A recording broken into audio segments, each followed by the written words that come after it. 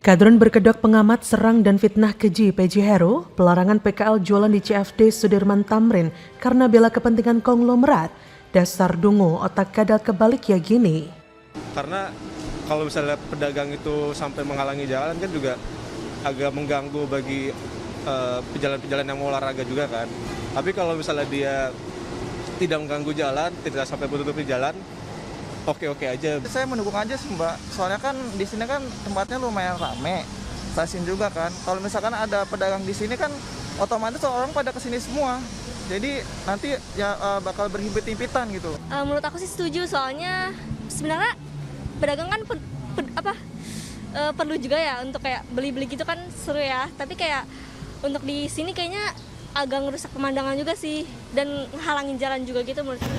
Yang pertama bukan nggak boleh dagang, tapi yang tadinya jalur kuning, zona kuning itu dengan evaluasi dari Dinas UMKM maka dihapuskan. Jadi hanya jalur hijau.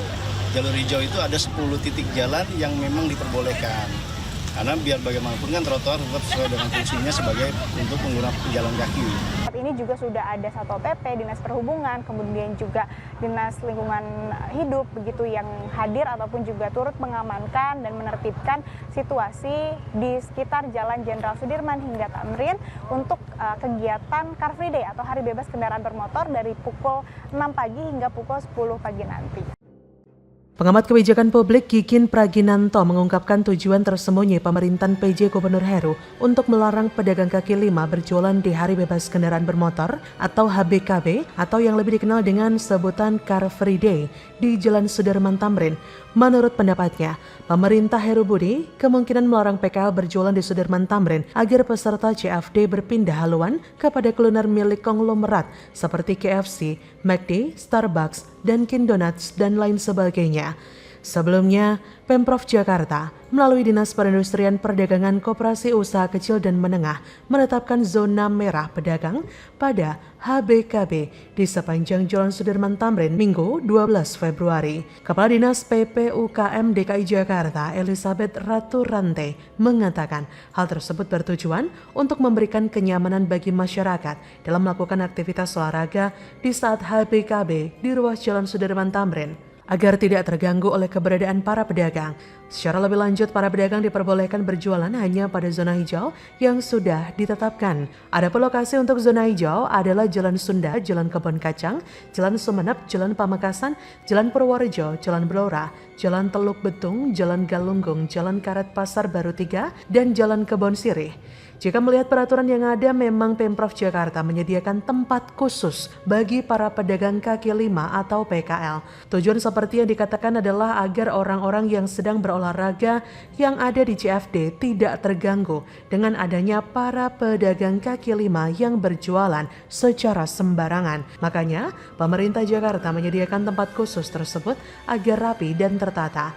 Tapi jika melihat pernyataan pengamat di atas, terlihat jelas sangat tendensius sekali. Pengamat kadal tersebut tidak melihat maksud dan tujuan pemerintah Jakarta dalam mengupayakan tata kota yang baik. Ia sengaja menyerang PJ Heru agar citranya buruk. Polanya sama seperti pendukungnya Anies yang terus-terusan menyerang antitesis Anies dengan narasi-narasi pembodohan. Para pendukung Anies memang kurang ajar banget dan kelihatan banget ingin merusak nama PJ Heru. Mereka itu kerjanya cuma mengejar kebencian dan membuat berita bohong. Dan mayoritas dari mereka ada di kubunya Anies.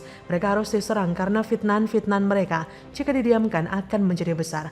Tuduhan semacam ini adalah tuduhan serius yang bisa membuat nama PJ Heru dan Pemprov Jakarta menjadi rusak. Padahal kita tahu bersama-sama jika PJ Heru sudah menjadi sosok yang mengembalikan Jakarta ke jalan yang benar setelah dirusak oleh gubernur sebelumnya. Apa yang dilakukan PJ Heru sangat berbeda dengan beberapa bulan yang lalu sebelum beliau menjabat gubernur Jakarta, bahwa pada saat itu Pemprov Jakarta melonggarkan aturan di kegiatan Hari Bebas Kendaraan Bermotor atau Car Free Day. Para pedagang kaki lima dibolehkan berjualan secara semrawut. Bahkan di CFD tersebut tidak disediakan tempat khusus seperti yang dilakukan oleh era PJ Heru. Hal ini tentu sangat berbeda di era Anies. DKI di eranya sudah babak belur, bahkan banjir di eranya makin mengerikan. Begitupun 5 tahun era sebelumnya tidak ada solusi mengatasi banjir selain bonus sumber resapan yang juntrungannya pun gak jelas. PKL di mana-mana tidak dirapikan dan tidak ditata dengan rapi. Malahan, gubernur sebelumnya membolehkan PKL berjualan di trotoar. 5 tahun saja dibiarkan Jakarta terpuruk karena memang ambisinya mengejar kursi presiden. Baginya nggak penting prestasi kalau warga Jakarta bisa diakali dengan narasi. Apalagi kalau ternyata menjual keadilan bisa laris manis semanis senyuman Anies. Bagaimana menurut Anda?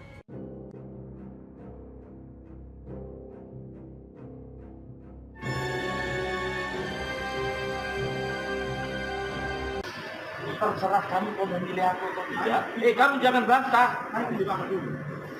Mau bubar nggak? Ngeri, Gubsu Edi Rahmayadi ngamuk, bentak dan usir rakyatnya yang sampaikan aspirasi di kantor gubernur.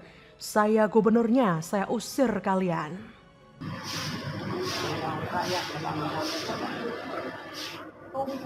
Kau baru nanti mendengar dan beritahu. Kok pengacara begitu?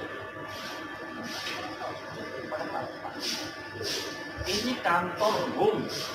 Jangan kau pikir Kabupaten Padang Lawas di sana kamu kantor seenakmu. Itu kantor masyarakat, Pak. Tapi saya gubernurnya. Saya ini memilih Bapak. Terserah kamu mau memilih aku atau tidak. Kamu jangan bantah. Mau bubar nggak? Bubar. Kalau nggak saya usir bupatinya. Saya usir bupatinya nanti. Nggak bisa dikawan-kawan. Mau bubar nggak? Memang tak pantas seorang gubernur berperilaku buruk, tidak santun. Panggil, diajak bicara dan dinasihati, bukan dipermalukan di depan umum. Bukan main fisik mirip Kim Jong-un. Anda ini gubernur Sumatera Utara, Pak, bukan Korea Utara. Seperti dilansir dari Tribun Pekanbaru.com, Gubernur Sumatera Utara Edi Rahmayadi mengamuk dengan membentak serta mengusir massa pendukung Bupati nonaktif Padang Lawas atau Palas Ali Sultan Harahap atau yang akrab disapa Tongku Sultan Oloan. Pengusiran itu terjadi saat Edi hendak mengadakan pertemuan dengan Tongku Sultan dan PLT Bupati Palas Ahmad Zarnawi. Kata Edi yang langsung mencari pengacara Bupati nonaktif Palas Senin 6 Februari 2023. Kalian kok masuk sampai sini? Pengacaranya mana? Boleh pengacara masuk sini? Anda jangan sombong. Menjawab pertanyaan Edi, pengacara TSO mengatakan dia hanya ingin mendampingi kliennya. Kata si pengacara, kami kan kesini mendampingi Pak Bupati, Pak. Edi kemudian berkata dengan nada tinggi, mana bupatinya? TSO, sudah di atas. Terus kenapa bawa-bawa seperti ini? Kata si pengacara, kami menunggu hasil pembahasannya, Pak. Kemudian Edi dengan suara yang meninggi, kalian tunggu di luar dulu, nanti sudah selesai baru saya kasih tahu. Kok kamu pengacara begitu? Mantan Pangkostrat itu pun mempertanyakan masa yang memenuhi kantor gubernur. Edi berkata, ini kantor Bung, jangan kau pikir Kabupaten Padang Lawas kau bikin seenakmu. Kata si pengacara, tapi ini kan kantor masyarakat, Pak. Salah kami kesini, Pak. Mendengar hal itu, Edi pun mengatakan dirinya akan mengusir TSO jika masa tidak bubar dari kantor gubernur. Kata Edi, tapi saya gubernurnya, kalau nggak bubar nanti saya usir bupati kalian. Pengacara itu pun sempat menyebut bahwa dirinya memilih Edi Rahmayadi pada Pilgub Sumut 2018 silam. Saya juga memilih Bapak. Mendengar hal itu, Edi kemudian menjawab dia tidak penting kalau pria itu memilih siapa. Dia pun memaksa sejumlah massa pendukung bupati untuk membubarkan diri. Jika tidak, Edi mengancam akan mengusir bupati mereka. Edi kemudian meminta agar petugas Satpol PP membubarkan massa. Edi berkata, terserahmu, kamu mau milih aku atau tidak. Kamu jangan membantah ya. Mau bubar nggak? Mau bubar nggak? Kau, kantor kau bikin jadi apa ini? Kau bubar nggak? Kalian mau bubar nggak? Oh ini pengacara yang buat ini ya? Orang sampai mau mutar-mutar masuk ke kantor. Usai adu mulut saat diwawancara, pria berbaju putih ternyata adalah pengacara TSO bernama Dona Siregar. Dona mengatakan Gubsu Edi aneh dengan memperlakukan mereka seperti itu. Kata Dona Siregar, iya Pak Gubernur ini aneh ya saya lihat. Ini kan kantor rakyat ya, dia kan dipilih rakyat. Makanya saya tadi tidak terima karena kami kan masyarakat. Kebetulan saya kuasa hukum Bupati Palas kok diusir. Padahal menurutnya, kedatangan mereka ke kantor Gubernur Sumut karena adanya masalah di tata pemerintahan mereka di Palas. Saat pengusiran itu Dona mengaku hanya mereka yang diusir, sedangkan masa Wakil Bupati Palas Ahmad Zarnawi tidak diusir. Sehingga dia menduga ada semacam senario yang disiapkan pihak Pemprov Sumut. Ia berkata, kenapa kita datang ke sini kan karena ada masalah dan dia duduk di sini karena dipilih rakyat. Ini kubu kami saja yang diusir keluar, maksudnya dari Pak Bupati, dari kubu Wakil Bupati kok nggak ada disuruh. Ini seperti ada senario tertentu. Dugaan saya ya.